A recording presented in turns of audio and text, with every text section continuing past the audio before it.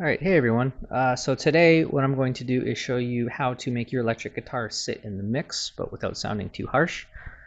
So something that I struggled with when I was first learning to record guitar is that I found that when I had a bunch of different elements going on, sometimes the guitar would fall into the background. I couldn't hear it as much, so naturally you turn up the volume. But when you turn up the volume, you really find that there's certain frequencies that stand out, and the more guitar I put into it, the more those frequencies added to each other, and it just created this like compounding effect where it would just really pierce the ears. And I found this was around the 3 to 4K range, so 3000 hertz to 4000 hertz. I'll show you what that looks like right here. This is a track of mine that I have already, it's already done, so I've separated the guitar. I have two middle guitars and I have some background guitars going on here, and then I've just put all the instruments, all the synths onto another track here. This is just for my CPU sake, so that nothing is kind of having a hard time playing. So yeah, right now I'll just solo out the main guitar. So it sounds okay, especially by itself. And there's not too much going on here, but I'll just use this. Oh, and by the way, this is just ozone equalizer. It works with any audio interface that you use. Like it can work with FL Studio. I use Ableton. I think probably Reaper. I'm not too familiar with the other ones, but I know that this is just a basic VST plugin, and a lot of people use ozone. I just like how it looks. I know how to work it, so I use ozone as my equalizer. But I will single out this frequency here, so we can hear. It doesn't sound all that great. It's not a good frequency, but you need it. You do need this frequency in the mix, or otherwise it just sounds too scooped and unnatural. And you'll find that if you don't have enough of it, it doesn't come through. So what I do to try and make sure that this frequency is not in the way but sits everything is, first I have all the effects, everything's on the guitar, it's ready to go, so you just need to put it in the mix. Now I do guitar instrumental music, so I want the guitar to be full.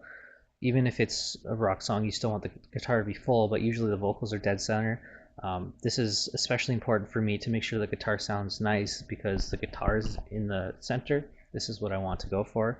So I have all my guitar tracks ready to go. I have my background guitar or supporting guitar panned left and right already. We can see here. I'll just single those out. So basically nothing's going to get in the way of each other stereo wise. I have a left and a right channel, and then I have the middle guitar, which I want people to focus on. So I'll just play it right now as is without any sort of supporting effects to help it sit in the mix.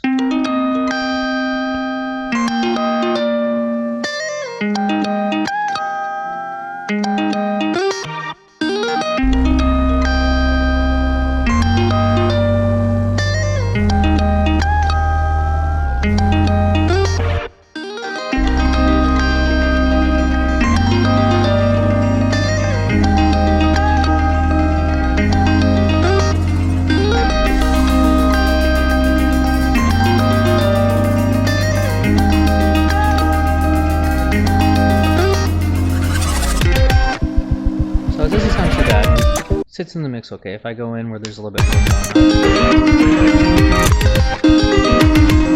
on. Oh, actually there's drums here.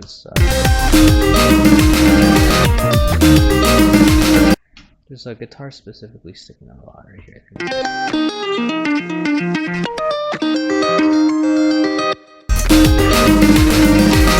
So what I'm going to do here is, first what I'll do is, this is my blank EQ. First thing I do, which I have already turned, I have it set but it's turned off, is I will take the very low end out. Like, you don't need to have anything really under 100 hertz on the guitar, and even that's kind of a lot. Like, a lot of the times people will cut it like, you know, way up here. I'm just going to leave it off a little bit. So I want it, the more low end, the more full the guitar will sound. And you might find that in some of your mixes, if there's a lot of frequencies already there, you want to maybe take it out of the guitar.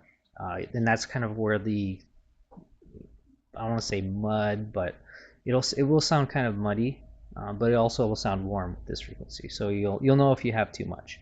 So first thing I do is I take some of that out, and then I'll show you the difference it makes. So it's like, especially as we cut it up further, like pull it back a little bit, pull it back, and then this is what it's kind of not taking out, but this is that frequency that we're targeting.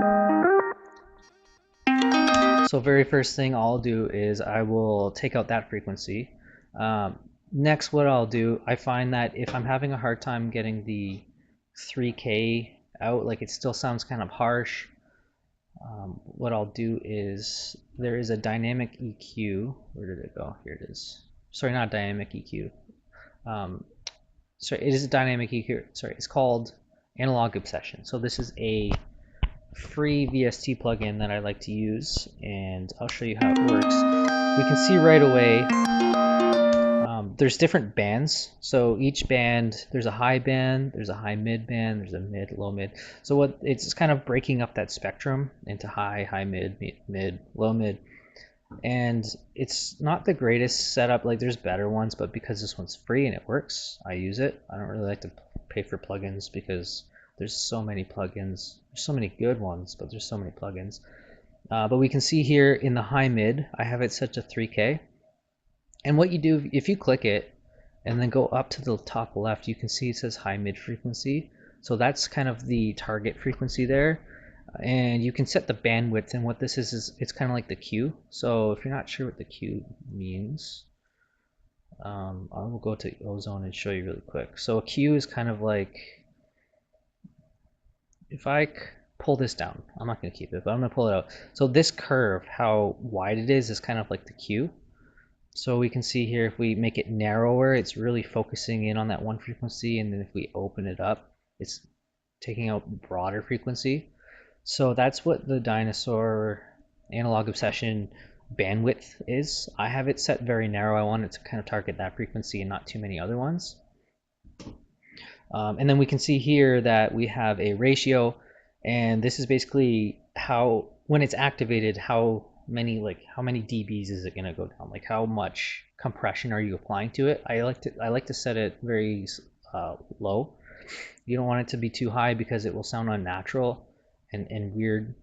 You can play around with it. It's not going to sound good. So then the attack, I like to set it pretty quick, not too quick, because what I find is if it's too quick, it just kind of cuts it out very fast. Whereas if you set it a little bit slower but keep it kind of fast, you get the initial, I guess, clearness of the frequency, because like I said, that frequency is considered the audible. Like I find it cuts through the mix. So you want it, what I like to do is kind of have it cut through, but then quickly get turned down to an acceptable level, so you can hear it and you can say, okay, like that's the note, but it doesn't hang around and hurt your ears. Same thing with the release. So when it's done, I like it to release fast, so that way it doesn't sound unnatural, and I find that it blends into the mix. And this high mid, this is kind of the threshold, like what frequency or what decibel will it kick in. I like to set it a little bit high, but what I do is I'll play it, and we can see it right away. It's on, so it's reducing it, 1 dB. And what's happening here is once it reaches a certain threshold around this mark, so a certain dB, it will activate. And we already set the parameters for how fast it will activate and how fast it will turn off. So this Dinosaur EQ is pretty helpful for that. And then I'll just to crank it all the way up, this is, you can hear it's just too soft and it's -20, so you can see it's really working hard. So I will keep that around there. And then so this will take care of the low end and a little bit of that harshness. And I have this grouped, in case you're wondering. So this is applied to both of these tracks, and this is something that I'd like to do in Ableton. Like I said, depending on what software you're using, maybe you can group it and apply the effects to the group that you're using. Sometimes maybe you don't want to apply it to multiple guitars. I wanted to, so I just kept it. So it's pretty soft.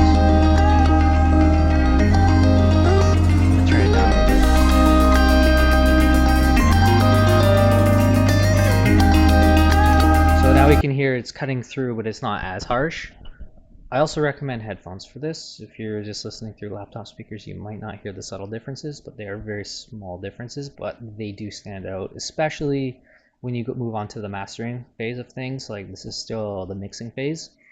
So once you have everything mixed, then when you're ready to master, it just kind of exaggerates those little changes that you did. So I would definitely recommend headphones so you can hear what I'm talking about.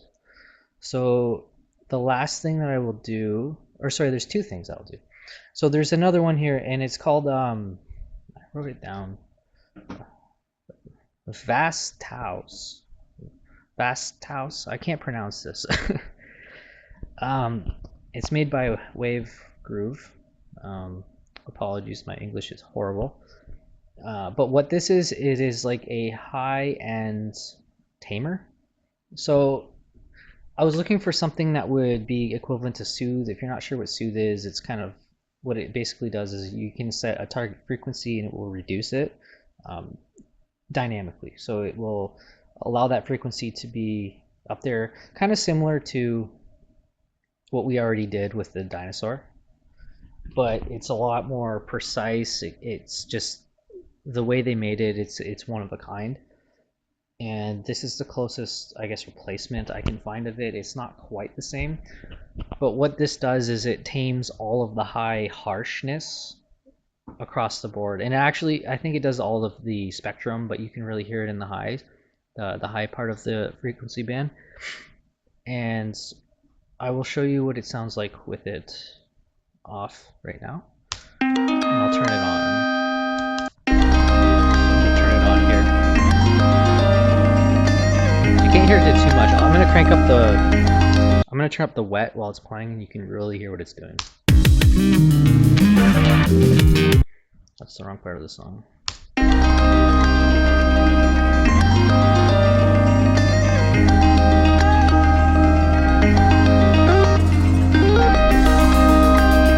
So you can hear how it got rid of basically all of the high end.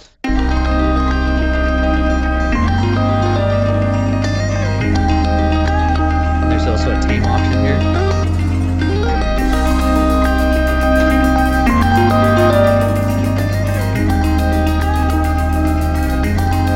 So play with that a bit, but I will use that after I've done basic EQing and the dynamic EQ, and that just kind of helps get rid of anything that I wasn't really able to hone in on. It's kind of like a blanket high-end analyzer, so you have to be careful with this one too. If there's too much, it can really just get drowned out and it doesn't sound all that great. So I'm gonna try and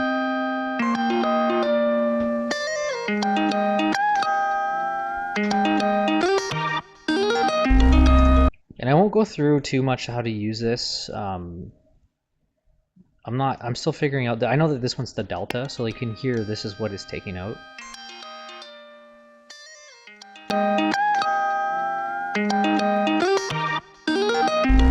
I don't remember what these numbers do. I might do another tutorial on how to use this, but I don't usually use those numbers. I basically will play with the wet, the tame, not so much the output gain. You can hear it does increase the volume, but I find sometimes that when I increase the output gain, it kind of adds a distortion, which is not pleasant. So I'm going to keep it on the light side. So I've added that. Last thing I will do after I add this is there's another free VST plugin that I like to use called the Masker. And the Masker is awesome because it's kind of like a real-time EQ. I want to say it's an automatic dynamic EQ. So what this does is as it's playing, it will analyze the rest of the song, like what's going on.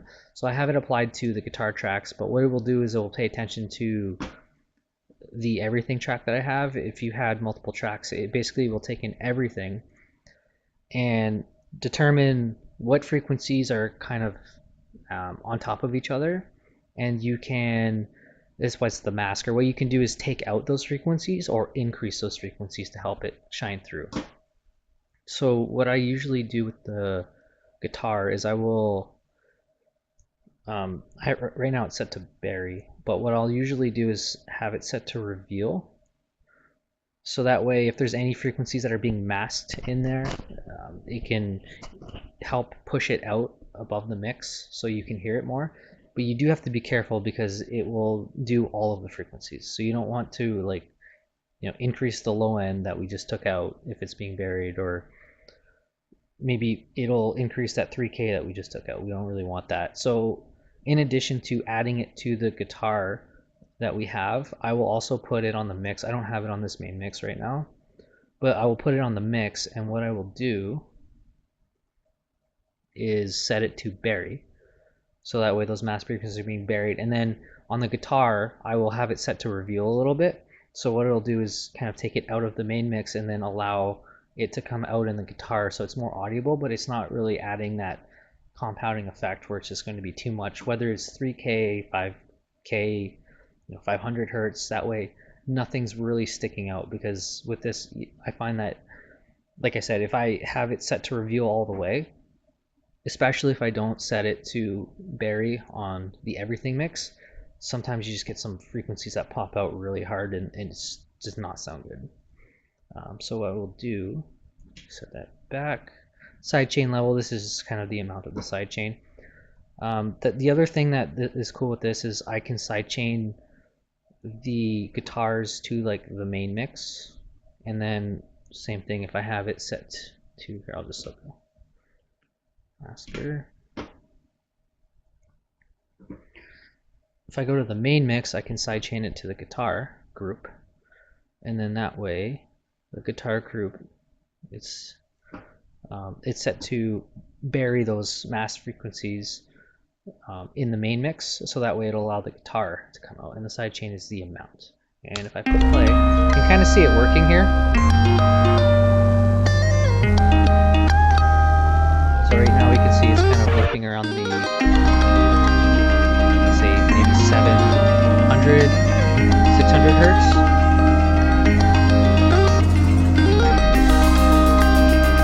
We can hear it's a more balanced now. It's sitting in the mix. Everything's clearly separated. Nothing's kind of competing with each other, which is what we want.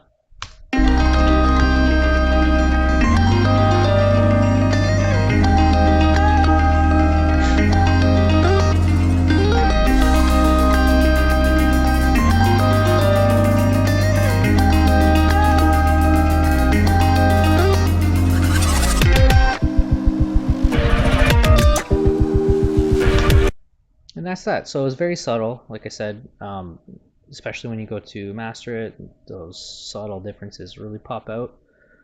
But this is what I do to make the guitar sit in the mix better. If you find that for some reason, let's say it's really bad, you can straight up, I'll use this. Like if you find that just the 3K right off the bat is just too much, even by itself, it's no good, just go to an EQ and just lower it a couple dB here. You can look at the spectrum and see if there's any specific points that are popping out to hone in on where to go, as well as use your ear. But yeah, so that's how I get the guitar to fit in the mix. Probably I aim to release a couple more mixing tips and tricks that I like to do. Yeah, so hope you guys learned something. If you have any questions, just drop them in the comments. I'll answer them. And yeah, look forward to doing some more. Thanks.